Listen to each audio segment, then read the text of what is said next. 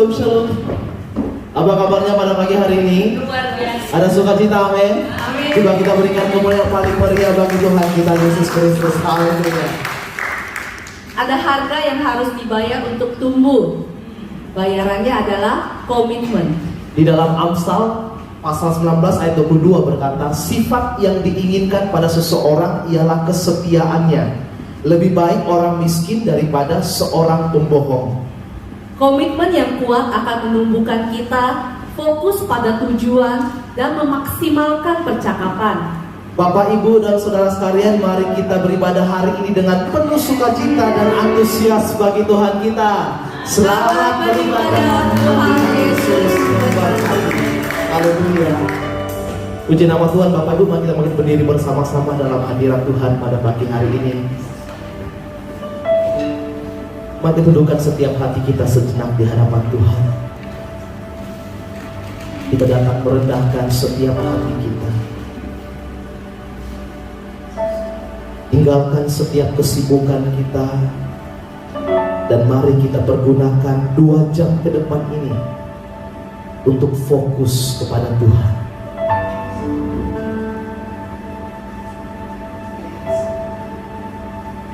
Sungguh Tuhan, tidak ada kata yang bisa kami ungkapkan di hadapan Tuhan selain hati kami yang penuh dengan ucapan syukur buat setiap kebaikan, buat segala sesuatu yang Tuhan sudah lakukan dalam hidup kami. Keberadaan kami pada pagi hari ini Tuhan, kami tahu bukan karena kuat dan hebat kami, bukan karena kuat dan gagah kami, bukan juga karena segala yang kami miliki di bumi ini, tapi semua semata-mata karena kebaikan Tuhan, karena kesempatan yang Tuhan masih berikan buat setiap kami untuk bisa menghirup udara yang segar.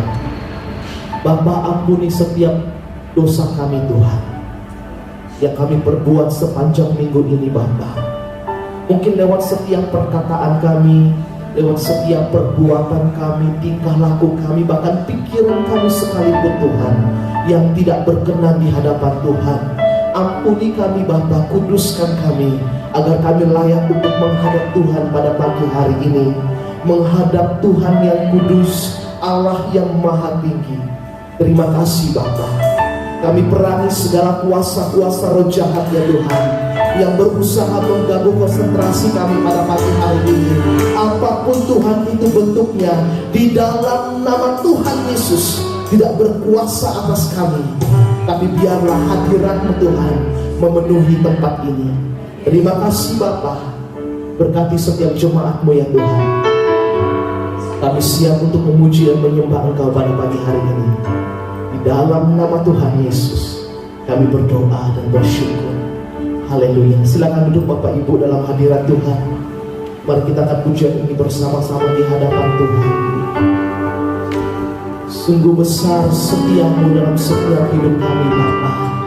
Kami percaya bahwa janji-Mu adalah ya dan amin. Apa yang Engkau ungkapkan, apa yang Engkau janjikan kepada kami akan terjadi dalam hidup kami. Haleluya Tuhan. Sungguh besar setiamu, Kau nyatakan bagiku. Kau Bapa yang selalu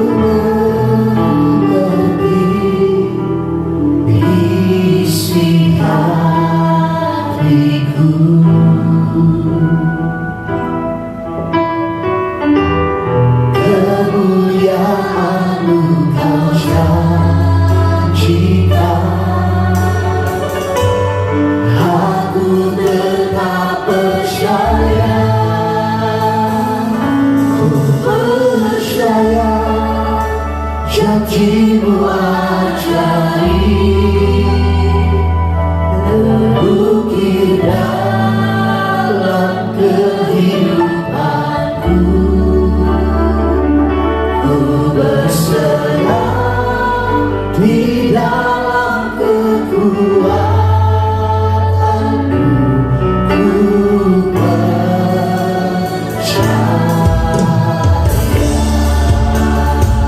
Sama-sama kita puja ini harapan Tuhan. Sungguh besar, sungguh besar setiamu. Kau nyatakan bagiku, Kau Bapa yang selalu, Kau Bapa yang selalu mengerti isi hatiku. Biarlah kemuliaan Tuhan, kemuliaan Engkau janjikan. Aku tetap percaya, percaya janjimu ajaib,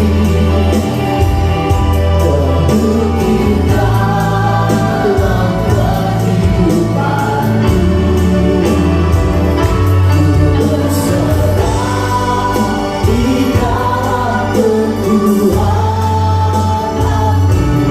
hanya segalanya bagimu. Percaya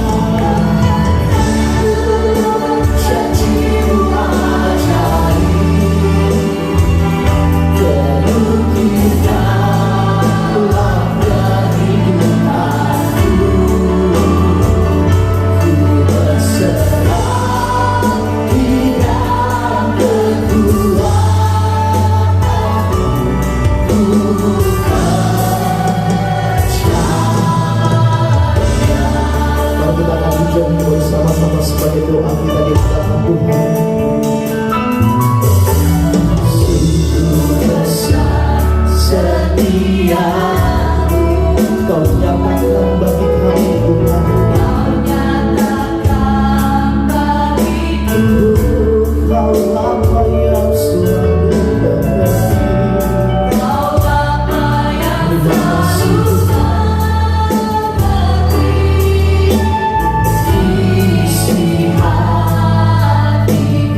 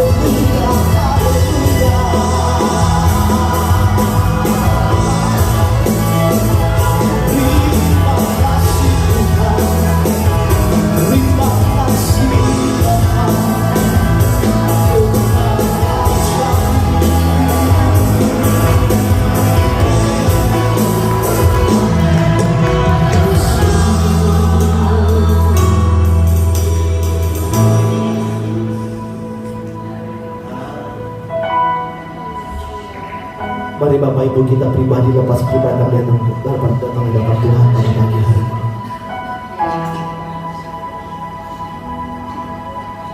Katakan dan ungkapkan apa yang kau ingin katakan di hadapan Tuhan pada pagi hari ini.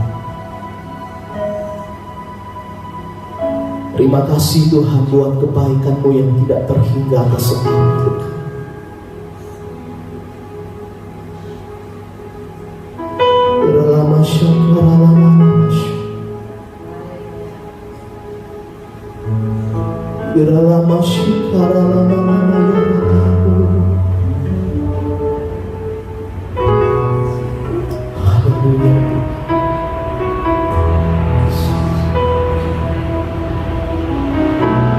Walau ku tak dapat melihat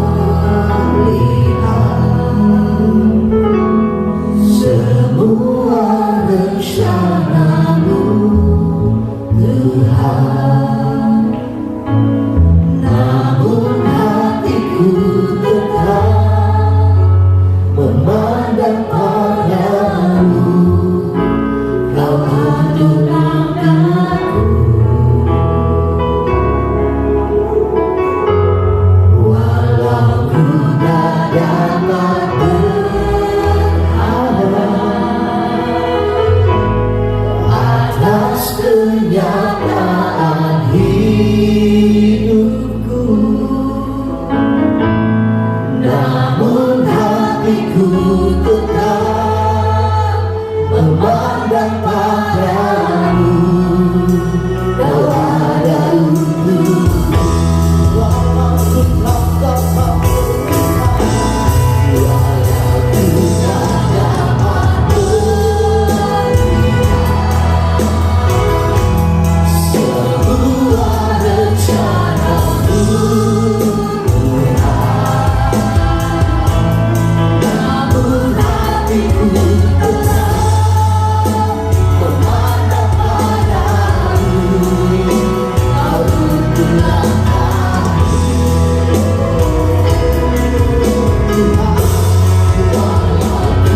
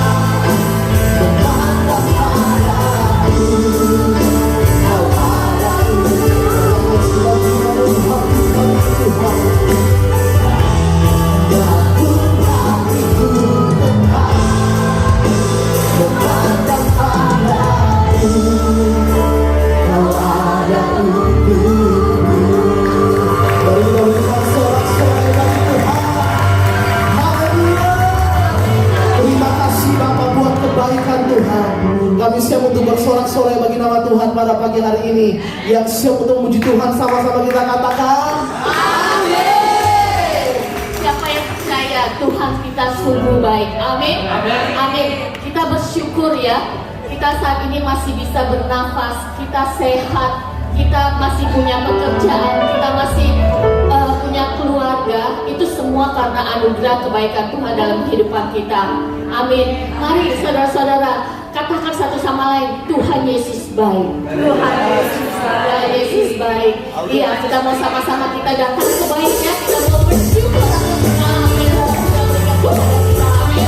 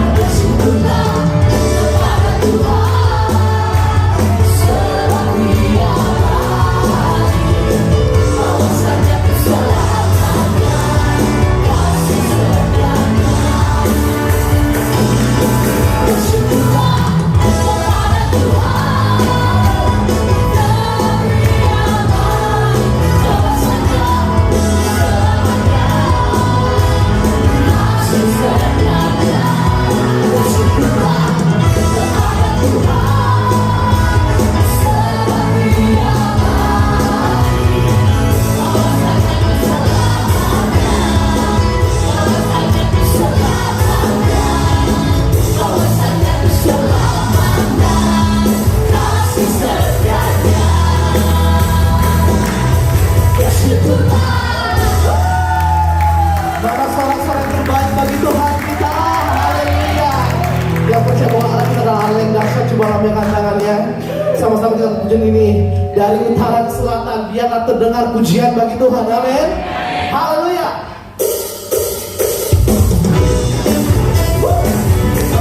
Bersama-sama kita Tuhan.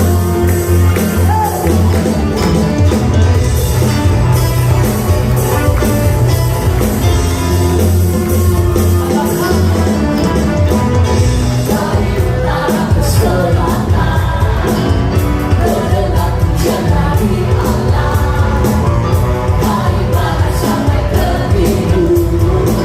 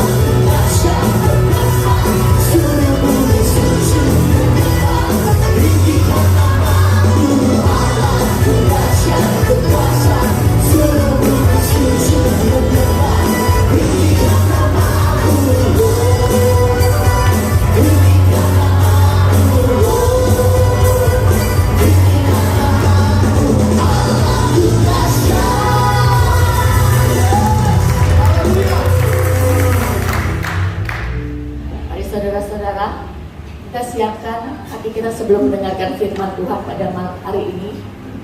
Suara sampai nyanyi teriak-teriak ya. Tapi puji Tuhan itu semua karena kebaikan Tuhan. Kita ada di tempat ini itu juga kebaikan Tuhan. Amin.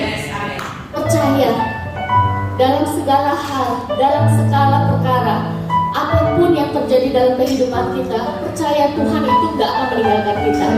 Dia selalu baik dalam kehidupan kita. Amin. Mari kita siapkan hati kita, karena Dia adalah Tuhan penolong dalam setiap keadaan kita.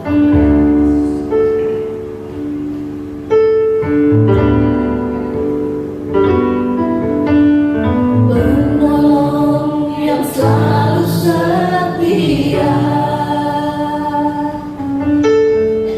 memenuhi keperluanku.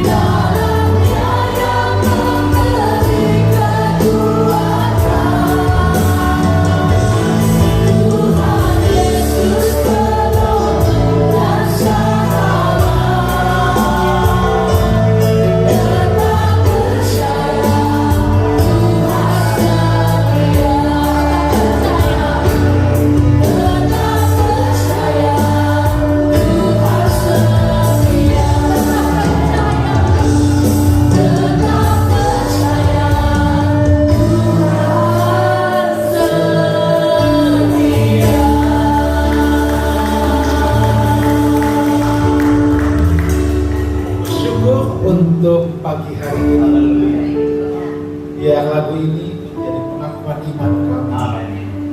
Terima kasih Tuhan. Pakai hamba-Mu yang sebentar akan menyampaikan semuanya.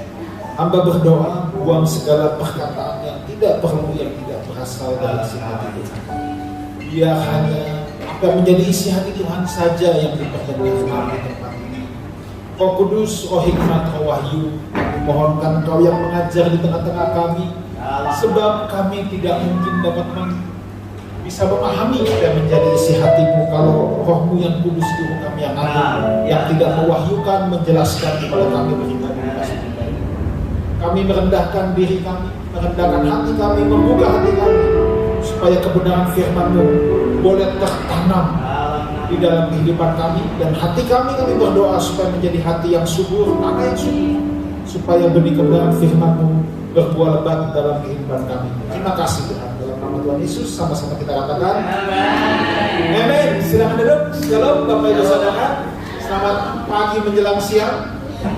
Senang sekali saya bisa kembali bersama-sama di tempat ini. I think it's been years and years. Saya rasa lebih dari, saya lupa nama terakhir kali saya di sini. Mungkin 6-7 tahun yang lalu mungkin ya. Oke, tapi senang sekali saya bisa ada di tempat ini lagi. Saya percaya ada sesuatu yang Tuhan mau sampaikan pada pagi hari ini. Buka hati saudara, siapkan hatimu, siapkan catatan, siapkan pikiran untuk mendengarkan dalam firman Tuhan. Kalau saudara sedang dengan judul khotbah, saya mau memberikan judul begini: perumpamaan anak yang tidak hilang. Jadi bukan perumpamaan anak yang hilang, tapi perumpamaan anak yang tidak hilang. Saudara pasti sudah sangat familiar kalau dikatakan perumpamaan anak yang hilang. Saudara sudah tahu ayatnya itu pasti dari Lukas pasal yang ke-15. Memang betul. Tetapi izinkan saya untuk mengambil angle yang lain. Saya mau bahas tentang anak yang sulung. Kita pasti sudah sering dengar tentang anak yang bungsu, tapi mungkin kita jarang atau belum pernah mungkin mendengar tentang anak yang sulung. Nah, saya mau beritahu saudara dulu bahwa ketika Tuhan Yesus pertama kali menyampaikan perumpamaan ini kepada orang-orang pada saat itu, audiensnya adalah orang-orang Yahudi. Saudara perlu ketahui bahwa yang Tuhan maksud sebagai anak yang sulung justru adalah orang-orang Yahudi. Orang-orang Yahudi adalah orang-orang yang merasa dirinya benar. Hanya mereka yang mengenal Tuhan, semuanya salah. Mereka merasa superior, paling hebat di antara bangsa-bangsa yang lain. Itu yang ada dalam pemikiran mereka, mungkin sampai hari ini. Karena mereka percaya bahwa yang adalah keturunan Abraham, yang adalah umat pilihan Tuhan, hanyalah kaum mereka saja. Jadi yang lain tidak tahu apa-apa. Maka ketika Tuhan menceritakan perumpamaan ini, mungkin kita berpikir maksud Tuhan adalah perumpamaan tentang anak yang bungsu. Tapi sebenarnya ketika Tuhan bicara dengan mereka, Tuhan juga memang punya purpose, punya maksud bahwa Tuhan mau menjelaskan, kamu yang sulung. Sebelum saya masuk pada khotbah, saya mau bagikan dulu sebuah prinsip. Prinsip ini perlu kita hayati, sebab nanti di akhir khotbah kita akan kembali kepada prinsip. Dengar baik ini. Di dalam diri manusia yang jatuh ke dalam dosa, tidak ada kebenaran apapun. Sampai Kristus masuk memerintah dan bertahta dalam hati kita, baru di sana ada kebenaran. Saya ulangi lagi. Dalam diri manusia yang jatuh ke dalam dosa, tidak ada kebenaran apapun. Sampai Kristus yang memerintah dan bertahta dalam hati dan hidup kita, baru di sana ada kebenaran. Kita perlu ingat-ingat baik-baik prinsip itu. Mari kita buka kitab kita dari Lukas pasal 15 ayat 28 sampai 32 saja. Lukas 15 ayat 28 sampai 32. Saya asumsikan saudara sudah pernah membaca tentang perumpamaan anak yang hilang ini. Sebab dari muka-muka saudara ini rajin baca Alkitab, khatam Alkitab, hafal Alkitab ya. Di sini semuanya muka-mukanya begitu. Tidak ada yang malas baca Alkitab, tidak ada yang ngaku maksudnya ya. Oke. Lukas 15 ayat 28, maka marahlah anak sulung itu dan ia tidak mau masuk. Lalu ayahnya keluar dan berbicara dengan dia. Tetapi ia menjawab ayahnya, katanya, telah bertahun-tahun aku melayani Bapa dan belum pernah aku melanggar perintah Bapa. Tetapi kepada aku belum pernah Bapa memberikan seekor anak kambing untuk bersuka cita dengan sahabat-sahabatku. Tetapi baru saja datang anak Bapa yang telah memboroskan harta kekayaan Bapa bersama-sama dengan pelacur-pelacur. Maka Bapa menyembeli anak lembu tambun itu untuk dia. Kata ayahnya kepadanya, anakku, engkau selalu bersama-sama dengan aku, dan segala kepunyaanku adalah kepunyaanmu. Kita patut bersuka cita dan bergembira karena adikmu telah mati dan menjadi hidup kembali. Dia telah hilang dan didapat kembali. Kalau saudara, saya ceritakan sedikit tentang latar belakang sebelum sampai ayat ke-28. Ada seorang bapak yang baik, bapak yang kaya, punya dua anak, kokohnya dan adiknya, si bungsu dan si sulung, si sulung dan si bungsu. Si bungsu ini termasuk anak yang dapat kita kategorikan anak yang kurang ajar. Papanya belum mati, dia minta warisan, lalu dia hidup berfoya-foya, dia hidup dengan pelacur-pelacur. Mungkin kalau zaman itu ada narkoba, dia pakai narkoba, dia buat semua yang jahat. Sampai uangnya habis, hidupnya berantakan. Dia teringat pulang ke rumah bapak lebih enak. Ketika dia pulang, kokonya si sulung ini menjadi marah, menolak habis-habisan. Saudara, kalau kita membaca perikop ini atau kisah ini, saya tragis, saudara. Kenapa saya katakan tragis? Memang benar, kita tidak perlu mempertanyakan si bungsu memang terhilang, hidupnya brengsek, hidupnya berantakan. Tapi buat saya yang lebih tragis lagi, karena menurut saya si sulung juga terhilang. Kenapa tragis? Sebab kalau si bungsu sudah jelas di luar rumah bapaknya, tapi si sulung di dalam rumah bapaknya dia juga terhilang. Ini yang lebih tragis menurut saya. Karena ketika saya renungkan akan hal ini, saya berkata sama diri saya sendiri gini, jangan sampai saya sibuk pelayanan, saya ada di dalam rumah Tuhan, tapi ternyata saya ikut terhilang. Kita lihat ayat yang ke-29. Ayat 29. Tetapi ia menjawab ayahnya, katanya, telah bertahun-tahun aku melayani Bapa dan belum pernah aku melanggar perintah Bapa. Si sulung ini sibuk telah bertahun-tahun, katanya. Dia kelihatannya sibuk, tapi dia kehilangan hati Bapaknya. Jangan sampai kita kelihatannya kita sibuk, kita aktif pelayanan, tapi di saat yang sama kita bisa kehilangan keintiman dengan Tuhan. Makanya begini, keintiman dengan Tuhan itu tidak bisa digantikan, saudara, dengan apapun. Tidak bisa digantikan dengan aktivitas pelayanan apapun.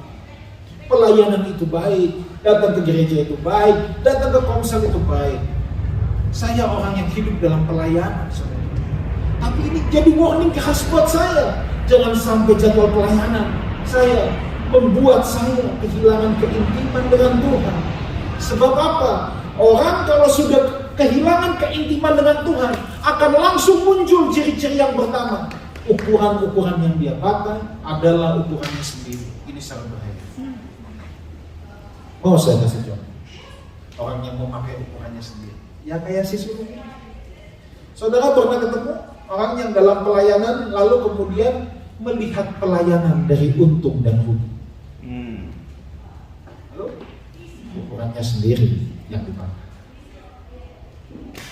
Ketika Tuhan menggerakkan komunitas ini misalnya, membuat sesuatu, tapi kemudian yang pertama kita hitung adalah apa untungnya.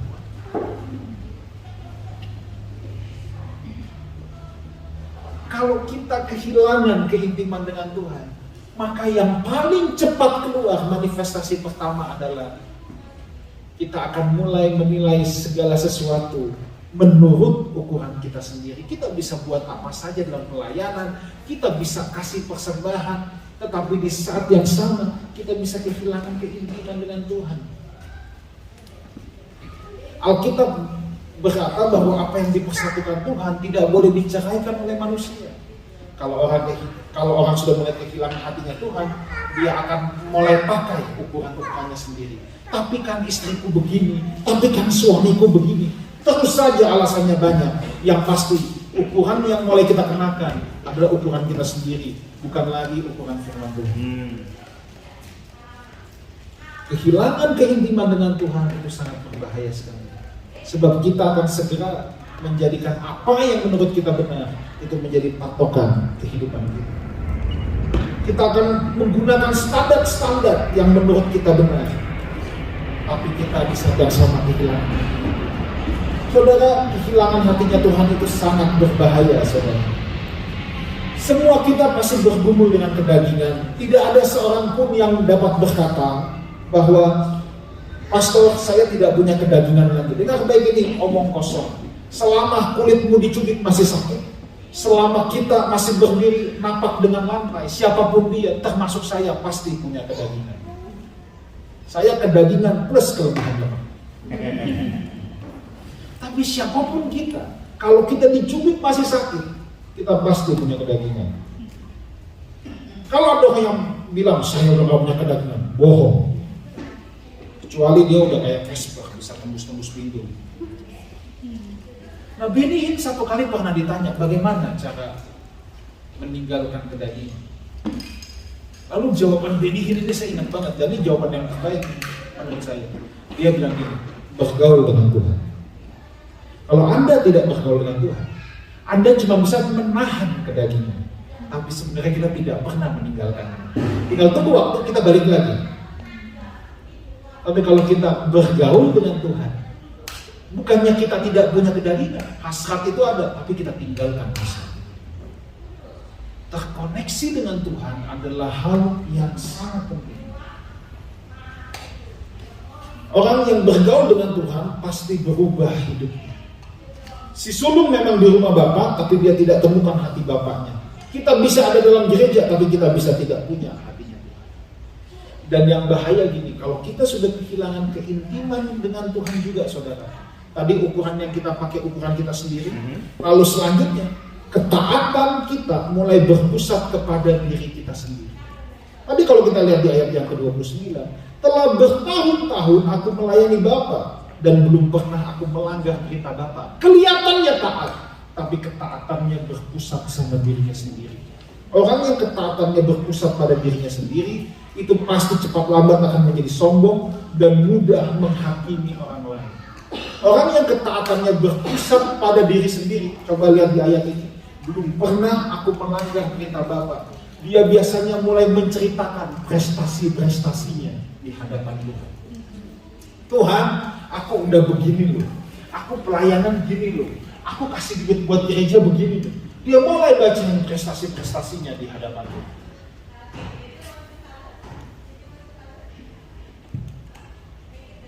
Membuat kita sombong, mudah menghakimi orang lain. Si sulung mulai beritahu prestasinya, melayani bertahun-tahun, tapi pusatnya adalah dirinya sendiri. Saya, dan saya. Kalau saudara lihat ayat yang ke-30, coba lihat. Tetapi baru saja anak bapak yang kurang ajar itu, yang brengsek, yang berdosa, telah memboroskan harta kekayaan bapak bersama dengan pelacur-pelacur. Kenapa dia tiba-tiba pick pelacur? Why? Dia tahu persis adiknya main pelacur, dia tidak. Ya kan?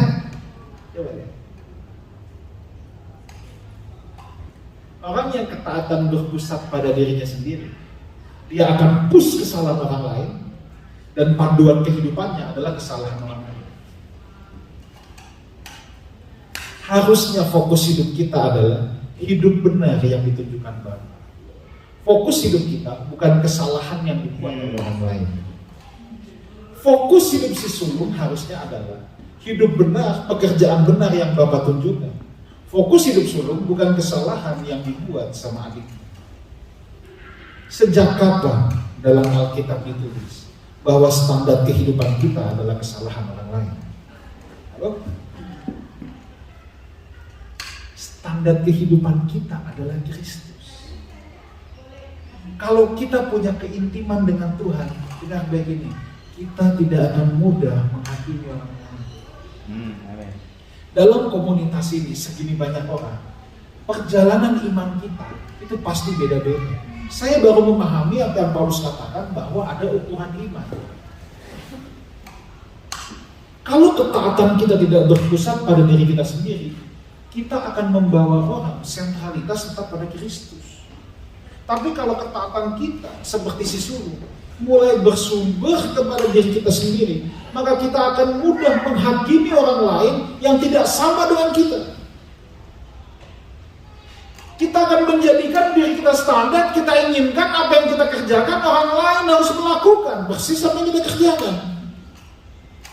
Padahal pusatnya kan bukan kita, pusatnya harusnya adalah Kristus. Dari sekian banyak Bapak Ibu, perjalanan iman kita tuh beda-beda, level iman kita tuh beda-beda. Nah, fokus kita itu bukan menunjukkan kesalahan orang, bukan membuat orang sama seperti kita, bukan. Tetapi fokus hidup saudara dan saya adalah menunjukkan hidup benar yang Bapak tunjukkan. Kalau ada orang yang level imannya mungkin belum sampai dengan kita, belum sama dengan kita, it's okay. Setiap kita ada dalam perjalanan iman kita masing-masing. Kalau saudara baca Alkitab, Paulus itu bukan orang sempurna sejak awal. Ya, saya tidak bisa bukakan ayatnya satu persatu, tapi percayalah apa yang saya katakan ini. Waktu Paulus mulai pelayanan, emosinya masih tinggi. Saudara tahu Markus, kitab Markus tahu? Siapa yang berpikir Markus itu muridnya Tuhan Yesus? Markus itu bukan muridnya Tuhan Yesus, bukan kan? Bukan. Markus itu ponakan Barnabas. Dia anak rohani Petrus. Wah, ini ada ayatnya, kalau saya bukain banyak, kita selesai jam 2 nanti. Percayalah ini benar. Markus itu bukan murid Tuhan Yesus. Nggak ada daftar murid Tuhan Yesus yang namanya Markus. Dia itu ponakan Barnabas. Dia anak rohani Petrus. Markus menulis itu dari Petrus yang ceritain, lalu Markus tulis. Nah, Markus ini anak orang kaya, saudara. Hidup berkelimpahan, hebat pokoknya. Mamanya terkenal baik, dia buka rumahnya jadi tempat persekutuan doa. Ini luar biasa sekali.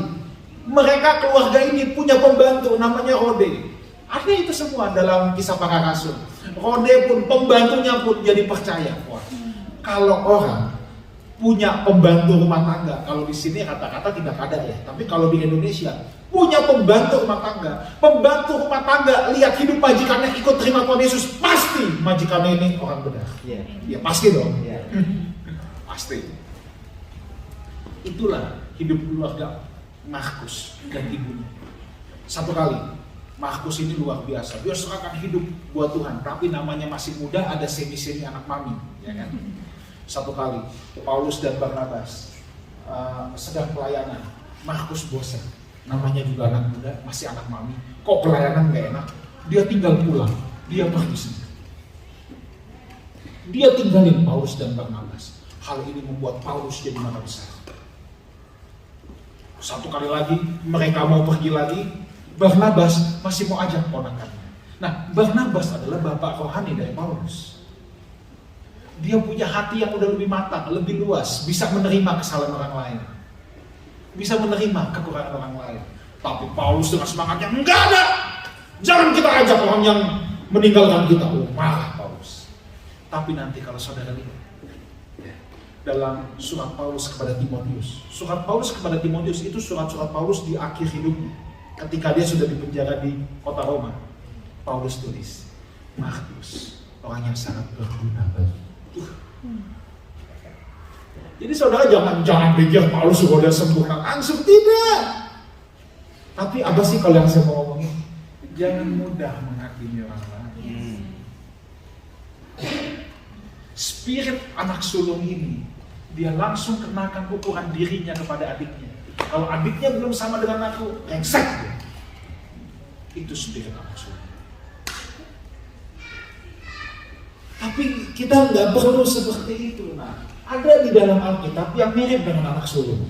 Saya mau kasih lihat saudara dulu. Ingat ya, bahwa standar kehidupan kita itu bukan kesalahan orang lain. Panduan kehidupan kita itu bukan kesalahan orang lain. Lukas 18 ayat 9. Dan kepada beberapa orang yang menganggap dirinya benar dan memandang rendah semua orang lain, Yesus mengatakan perumpamaan ini. Ini punya kesamaan, saudara, ya, dengan anak sulung. Anak sulung kan merasa dirinya benar. Dengan baik ini, hidup benar itu baik. Tapi sampai kita merasa benar, semua tidak akan jadi baik lagi. Saya ulangi lagi. Hidup benar itu baik. Tapi sampai merasa benar, semua tidak akan jadi baik lagi. Orang yang merasa berarti belum. Orang kaya tidak perlu merasa kaya. Kalau masih merasa kaya, berarti dia belum. Ya udah simpel aja gitu. Hidup benar itu baik, Pak. Tapi sampai kita merasa benar, semua nggak akan baik lagi. Bukankah itu yang ditulis dalam kitab Ayub? Ayub itu kan pada awalnya, kan firman Tuhan itu bilang gini, Ayub tidak bersalah dalam perkataan, dalam perbuatan. Sampai di satu titik, Ayub merasa dirinya benar, semua jadi tidak baik lagi. Hidup benar itu baik, tapi sampai Anda merasa benar, nggak akan jadi baik lagi. Kita teruskan. Ayat 10 dari Lukas 19.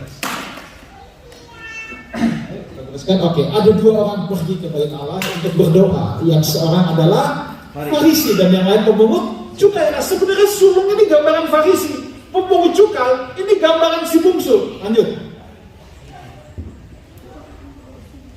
Ayat 11. Orang Farisi itu berdiri dan berdoa dalam hatinya, "Ya Allah, aku mengucap syukur kepadamu. Karena apa? Aku tidak sama seperti semua orang lain." Ya, dia gunakan dirinya sebagai standar. Aku bukan perampok, bukan orang lain, bukan penzina, bukan juga seperti pemungut cukai ini. Persis kan? Dengan si sulung. Ayat 12. Persis juga ini. Aku berpuasa 2 kali seminggu, memberikan 1/10 dari segala penghasilanku. Tadi saya bilang apa? Mulai menceritakan prestasi-prestasinya di hadapan Tuhan. Loh, salah kan? Kalau sulung kan tadi cerita, telah bertahun-tahun aku melayani Bapak. Lu gak usah ngomong, Tuhan juga udah tahu. Sih, sama kan? Merasa benar, menjadikan diri sendiri standar, mulai menceritakan prestasi di hadapan Tuhan. Betapa berbahayanya spirit anak sulung ini. Tapi menjadi lebih berbahaya kenapa? Dia ada di dalam rumah Bapa. Dia nggak sadar dirinya terhilang. Kalau si bungsu jelas-jelas terhilang. Kenapa spirit ini sangat bahaya? Karena kita bisa nggak menyadarinya. Kita sibuk dalam gereja, kita aktif dalam pelayanan. Kita pikir kita taat, kita pikir kita rohani. Jangan sampai nggak tahu ada spirit anak sulung yang menghinggap kita. Maka kita perlu melakukan koreksi, kita perlu melakukan perenungan yang sangat dalam dalam hal ini. Self-righteousness, ayat 11-12 yang tadi kita baca, adalah salah satu musuh besar dalam kekristenan. Ketika seseorang merasa benar, itu adalah hal yang paling berbahaya. Saya renungkan hal ini. Saya pernah menjumpai hal-hal seperti ini. Ketika seseorang merasa dirinya paling benar, saya pastikan dia yang paling bersalah.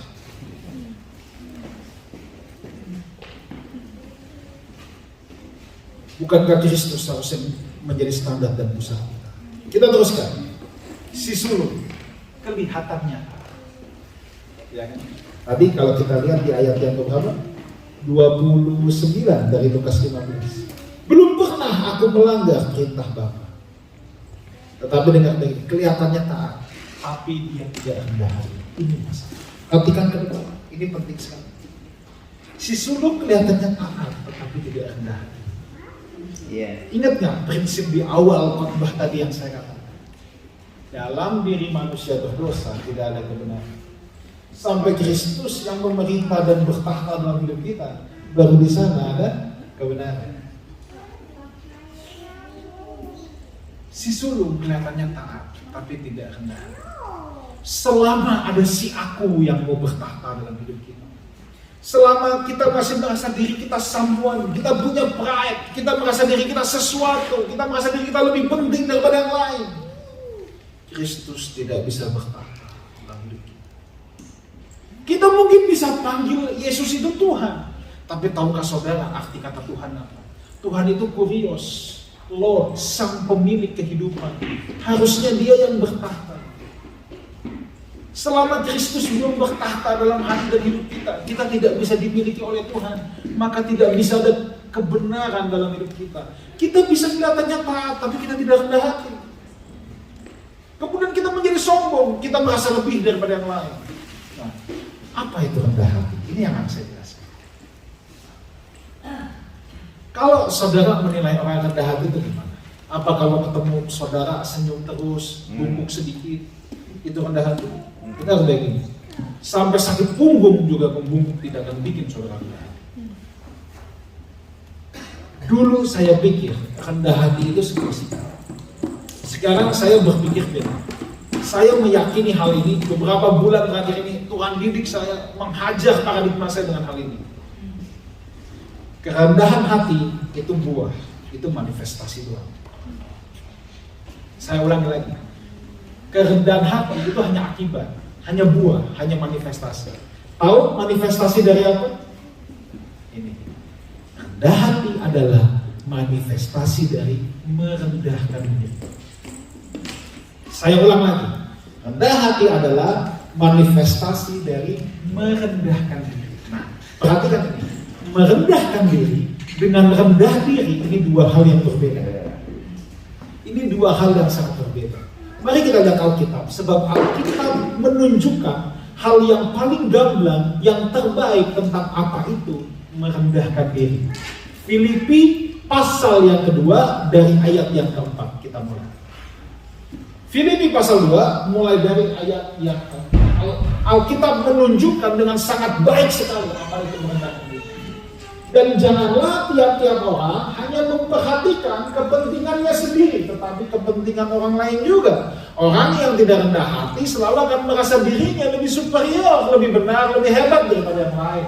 Tapi Alkitab berkata tadi, kita harus memperhatikan kepentingan orang lain lebih daripada kepentingan kita. Ayat kelima, hendaklah kamu dalam hidupmu bersama menaruh pikiran dan perasaan, ini dalam bahasa Yunani phroneo.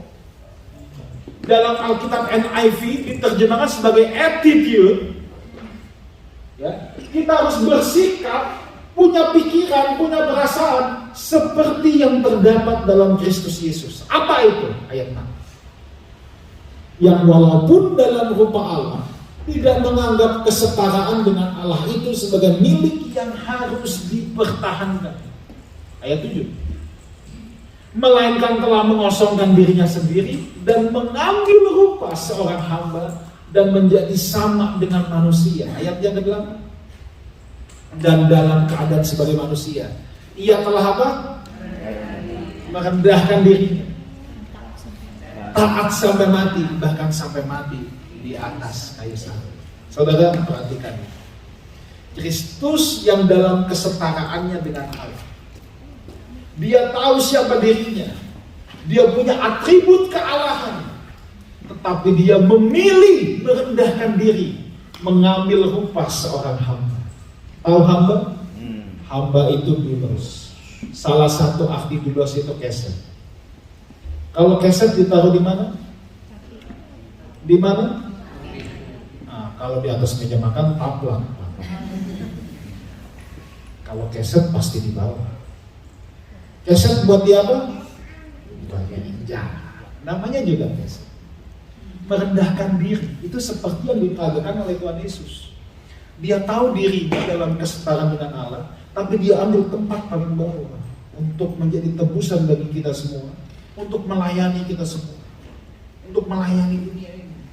Sebab kalau kita masih mau di atas, kita tidak akan bisa melayani.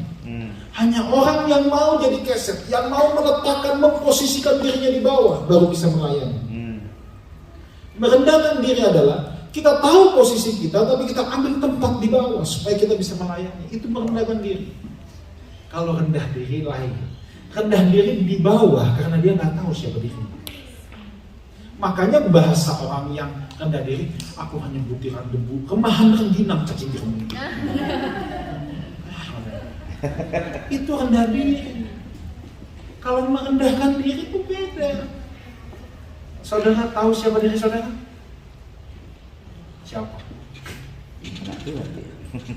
Yohanes 1 ayat 12, kita diberi hak untuk menjadi anak-anak Allah. Kalau kita tahu siapa diri kita nggak perlu ragu untuk merendahkan diri kita. Sebab status kita bukan ditentukan oleh apa yang kita lakukan. Status itu pemberian. Dengan kita merendahkan diri kita, itu tidak akan mengubah status kita sebagai anak Allah. Ini kan filosofisnya. Prakteknya gimana? Prakteknya gini. Siap-siap. Sebab ini kagak enak banget. Dan saya ukurkan itu pada diri saya dulu. Kalau orang Kristen masih bisa tersinggung, apapun alasannya dan siapapun dia, sorry, itu tandanya kita kurang merendahkan diri. Saya orang. Kalau orang Kristen masih bisa tersinggung, siapapun dia dan apapun alasannya, berarti kita masih kurang merendahkan. Kenapa orang tersinggung? Karena merasa direndahkan. Dengar begini, kalau saudara sudah meletakkan diri saudara di bawah, nggak ada yang bisa jatuhin saudara lagi. Yang boleh di bawah kok. That's fine. Hidup kita tidak ditentukan apa yang orang lain katakan tentang kita, kan? Orang boleh merendahkan kita, itu tidak akan mengubah status kita, dan kita tidak perlu tersinggung. Memang aku sudah meletakkan diriku di bawah. Anda tidak bisa membuat saya lebih bawah lagi. Aku jadi keset kok. Aku sudah berada di the most bottom. Mau diapain lagi? Jadi kalau masih bisa tersinggung, saudara mungkin udah merendahkan diri, tapi kurang bawah aja. Ada itu celahnya masih.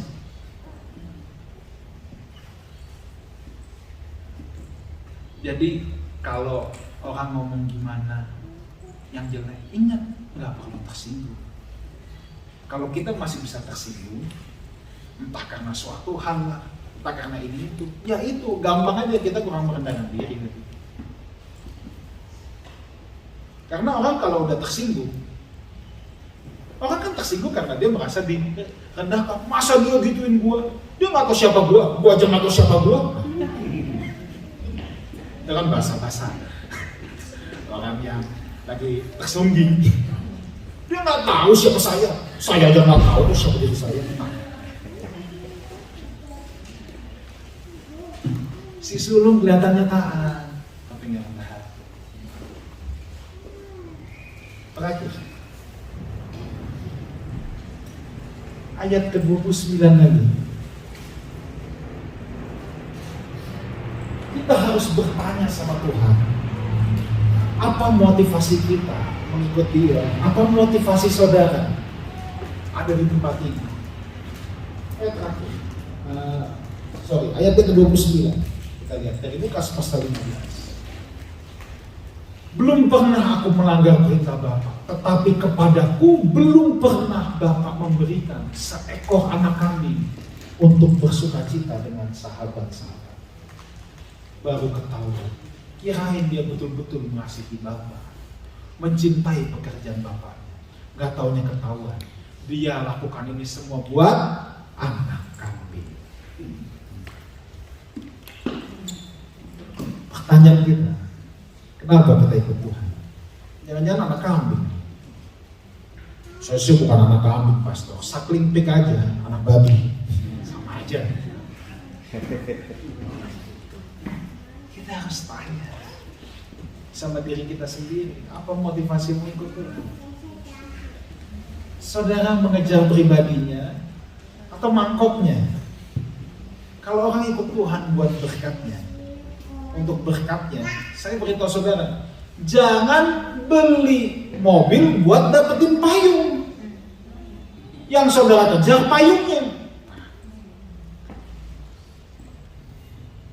Lagi pula kalau soal berkat, nanti kapan-kapan, next time, kalau ada kesempatan lagi, saya berdoa.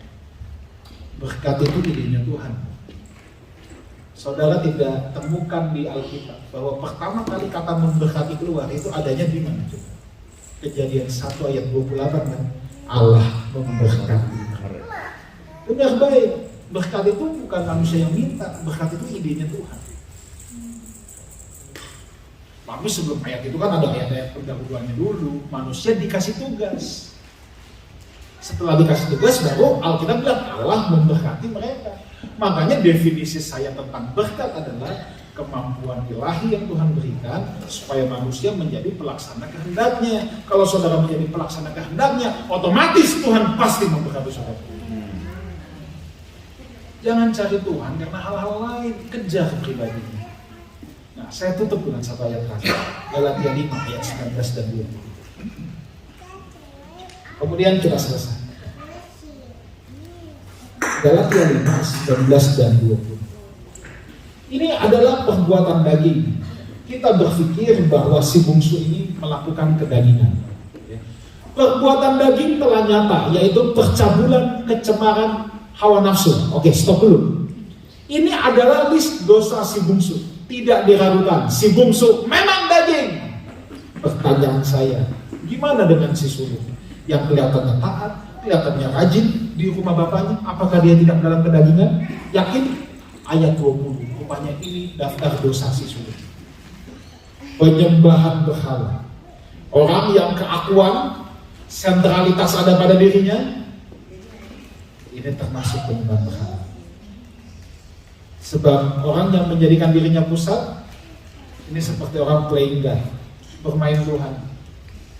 Kadang-kala bisa merasa Tuhan, lebih Tuhan daripada Tuhan. Sihir itu bukan bicara jambi-jambi, saudara. Sihir itu bicara sebuah spirit untuk mendominasi. Spirit itu kan gini, sihir itu kan punya 3 kata kunci: manipulasi, intimidasi, dan dominasi. Tujuannya adalah mendominasi, mengontrol semua. Itu sih. Si sulung mau coba kontrol bapaknya, dia mau coba kontrol semua keadaan. Perseteruan, perselisihan, iri hati, amarah, kepentingan diri sendiri, percideraan, roh pemecah. Ini semua daftar dosa si sulung. Jadi bukan si bungsu doang yang kedagingan, si sulung juga kedagingan. Begini saudara, saya berdoa supaya kebenaran firman Tuhan ini boleh masuk ke dalam roh kita, menjadi sebuah permenungan buat kita. Mungkin kita ada di tempat ini, kondisi kita terlihat baik dari luar, tapi pastikan terlihat baik itu tidak cukup, merasa baik itu tidak cukup. Tapi kita memang harus hidup baik-baik saja. Jangan sampai mungkin kita melihat aku tidak seperti si bungsu, tapi jangan sampai ada spirit anak sulung yang hinggap di hidup kita dan kita tidak pernah menyadari. Saya berdoa Tuhan Yesus memberkati Bapak Ibu Saudara sampai keturunan ke-7, ke-8 sampai selama-lamanya. Amin. Saudara, ada satu hal terakhir. Saudara, saya sudah izin sama Bapak Gembala. Saya baru menerbitkan sebuah buku, saudara. Ini saya tulis baru diterbitkan di Natal kemarin. Ya. Ini ada di belakang. Kalau saudara mau memilikinya, saya cuma bawa 20 piece saja. Ya. Saya cuma bawa 20 piece saja. Kalau saudara mau, nanti saudara bisa ke Aser atau ke siapa yang ada di belakang. Harganya $10 saja. Ya. Kalau saudara mau atau saudara mau memberkati orang lain, di sini bukunya The Art of Life. Saya membagikan prinsip-prinsip kehidupan yang sangat sederhana. Ya, kalau saudara membagikan ke teman-teman, saudara juga bisa. Buku ini dalam bahasa Indonesia saja, belum ada dalam bahasa Inggrisnya. Thank you, God bless you all.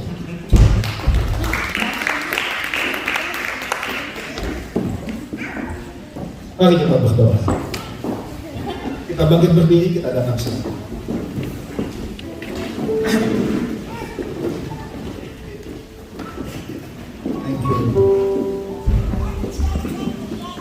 Kita teduh di hadapan Tuhan. Kita datang ke hadirat-Nya. Thank you. Kami bersyukur untuk kebenaran firman-Mu pada siang hari ini. Hamba-Mu berdoa Tuhan, supaya Roh-Mu yang kudus menjelaskan lebih jauh. Hamba-Mu terbatas dalam kata-kata. Tapi Roh-Mu yang kudus, Juru kami yang agung, yang akan sanggup mewahyukan sebelum kami lagi. Berikan kami anugerah-Mu, kuasa-Mu, untuk kami boleh menghidupi. Hamba-Mu juga berdoa buat Pak Petrus dan keluarga, serta jemaat Tuhan yang ada di tempat ini. Aku berdoa Tuhan, pertumbuhan rohani selalu boleh ada di tempat ini. Aku berdoa Tuhan, supaya gereja ini boleh terus menjadi garang terang, jadi berkat. Dan kami percaya bukan satu kebetulan, Tuhan tanam komunitas ini ada di tempat ini. Ada maksud-maksud Tuhan, ada tujuan-tujuan ilahi yang Tuhan ingin kami genapi. Terima kasih Tuhan, Engkau melihat anak-anakmu yang datang pada kesempatan ini, yang datang dengan letih lesu, berbeban berat. Hamba berdoa, ada kekuatan yang baru, yang putus asa, ada semangat yang baru, ada jalan keluar, pintu-pintu yang dibukakan bagi kehidupan kami semua. Terima kasih Tuhan, terima kasih. Hamba-Mu menyerahkan jemaat Tuhan dalam tangan Tuhan yang kuat. Biar Tuhan yang selamanya menjadi Raja yang bertahta di atas komunitas ini, di atas kehidupan kami semua. Dalam nama Tuhan Yesus kami berdoa, kami mengucap syukur. Amen. Thank you, God bless you.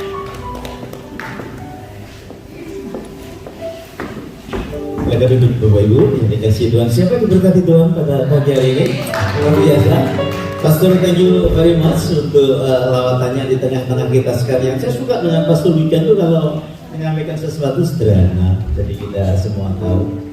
Atau nanti next time dalam bahasa Inggris mungkin juga lebih jelas lagi. Kalau ya, saya suka jangan menjadi seperti anak sulung, ya, yang spiritnya sebetulnya lebih jelek daripada anak yang bungsu. Kalau brengsek sekalian. Gitu. Kalau anak sulung itu kan baik tapi brengsek, gitu, ya. Jadi jangan sampai itu terjadi dalam hidup kita. Ngomong sama sebelah saudara, jangan brengsek kayak anak sulung, ya. Gitu, ya. Haleluya. Saya percaya perjalanan rohani kita semakin hari akan semakin jelas, semakin menyukakan hati Tuhan di tengah-tengah kita. Amin, Bapak Ibu. Baik, dari beberapa hal kita bersyukur untuk pertolongan Tuhan, khususnya keluarga Bapak Beri yang baru ditinggal papinya beberapa hari yang lalu. Ya, kita terus mendoakan supaya keluarga ini kembali bangkit lagi. Ya, lihat Pak Beri masih sedih-sedih sedikit gitu ya. Saya doakan ya, kalau ketemu sama dia doakan gitu ya, supaya cepat balik lagi sehingga keluarga ini boleh terus menjadi berkat yang ada. Ya. Rekan kita dari Melbourne juga bersama-sama dengan kita. Selamat datang Pastor muda kita. Ya. Mereka ada conference kemarin dari Gereja Bethel Indonesia dan sekarang bersama-sama dengan kita. Jangan pulang dulu sebelum makan di Shalom, ya toh. Janji sama mereka, terakhir mereka hari ini, ya. Jadi terima kasih. Adakah jiwa yang baru pertama kali? Cik Lucy juga mulai hadir lagi. Tapi kemarin kita ajak pergi ke nursing home ministry. Wah, dia enjoy sekali. Apalagi suaminya, suaranya mirip Elvis Presley. Saya nggak nyangka loh, ada orang-orang penyanyi-penyanyi yang luar biasa. Suaranya juga bagus. Cuma hanya di kamar mandi dia nyanyi. Kita nanti akan terbitkan ya, jadi terus saudara, jaga hati saudara, jaga spirit saudara, supaya api yang ditaruh dalam hidup saudara semakin besar, ya, sehingga kita semua boleh mengerjakan pekerjaan Tuhan. Ya, saya tadi suka sekali dikatakan sadar betul bahwa kita ini orang-orang yang punya status di hadapan Tuhan. Amin. Oke. Kemudian tidak ada hal yang lain. Kita sekali lagi terima kasih Pastor Wigan datang lagi, ya, jangan sampai 6 tahun itu namanya kelamaan, ya. 6 tahun lah kunjungi kita di sini supaya kita semakin kuat dalam sinergi yang ada. Pastor Wigan ini dulu melayani di sedikit ya Pak. Sekarang diganti sama Pastor Frankie. Nah, kebetulan saya ketemu Pastor Frankie di perkawinan yang saya berkata, Pastor Wigan kemana? Mau datang Pak, katanya. Datang nggak kasih tahu kan, saudara ya. Jadi kalau datang kasih tahu Pak, supaya kita bisa keberkatan. Ada kebaktian pagi, siang, sore, pilih Bapak pilih mana. Tiga-tiganya juga boleh. Oke, saya rasa tidak ada hal yang lain. Tambah, ada? Kita buat persembahannya, dia dapat Tuhan kita siapkan hati kita. Jangan lupa nanti ambil ini, ya sudah ambil. Skip 1 kali makan saja, ya. Ini cuma $10, ya. Jadi ambil cuma 20. Saya bilang sama dia, orang itu, maksudnya kepada Pastor Wigan, orang itu akan senang kalau beli buku, pengarangnya dari situ, bawa bolpoin, tanda tangan, gitu ya saudara ya. Yang punya saya sudah ditandatangani sama dia, sudah ya. Jadi nanti buat dia sibuk 20 kali tanda tangan sebelum dia bilang. Ya? Oke, mari kita berdoa sama-sama. Haleluya. Bapa surgawi, kami bersyukur untuk firman-Mu yang mengajar setiap kami supaya kami sadar bahwa kami juga rizki sekali untuk merasa hidup kami benar, bahkan mempertimbangkan dan melihat, menghakimi orang lain itu bisa jadi sewaktu-waktu dalam hidup kami, tapi sebetulnya bukan merasa benar yang itu harus terjadi dalam hidup kami, tetapi hidup yang benar ditaruh Tuhan, dibawa Roh Kudus dalam kehidupan kami, sehingga kami menjadi orang-orang yang mengenal diri kami dan terus bertumbuh dalam anugerah Tuhan. Berkati dan persembahan yang ada, serta kami akan membawa persembahan kami dengan rasa syukur kepada Tuhan, sebab Kau Yehova Jireh, kami Tuhan yang mencukupkan segala sesuatu. Dalam nama Tuhan Yesus kami berdoa dan kami mengucap syukur. Semua kita berkata amin. Kita bawa persembahan kita dengan sukacita.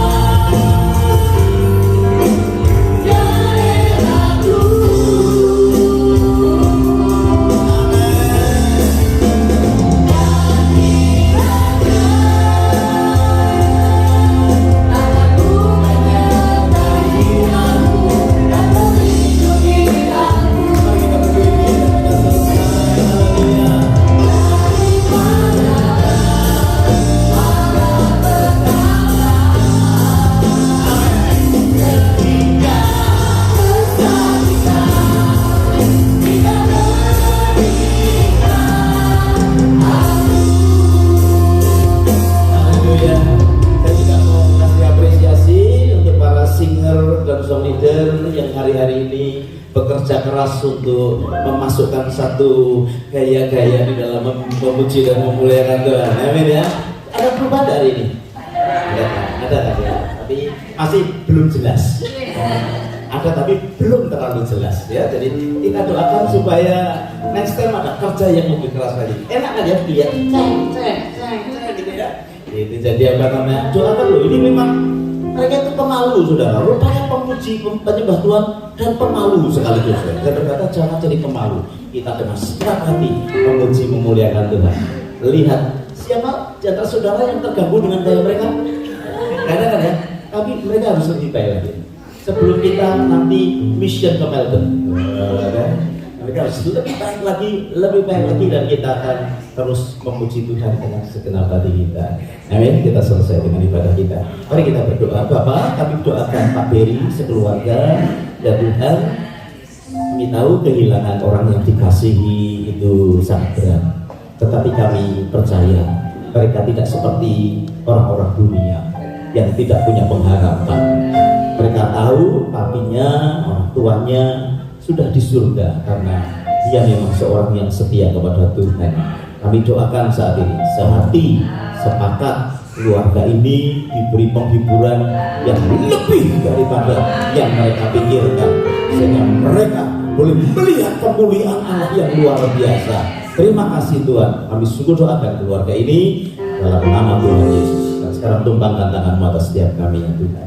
Bapak Ibu yang dikasihi Tuhan, yang di sini, yang di luar sana, mari kita menerima berkat yang datang daripada Tuhan. Pulang dengan membawa berkat yang besar dari Allah Bapa, cinta kasih dari Tuhan Yesus, dan persekutuannya di dalam Roh Kudus menyertai kau sekalian sekarang bahkan sampai selama-lamanya. Semua kita berkata amin. Haleluya. Selamat pagi Tuhan Yesus memberkati kita sekalian. Sampai jumpa minggu depan. Haleluya.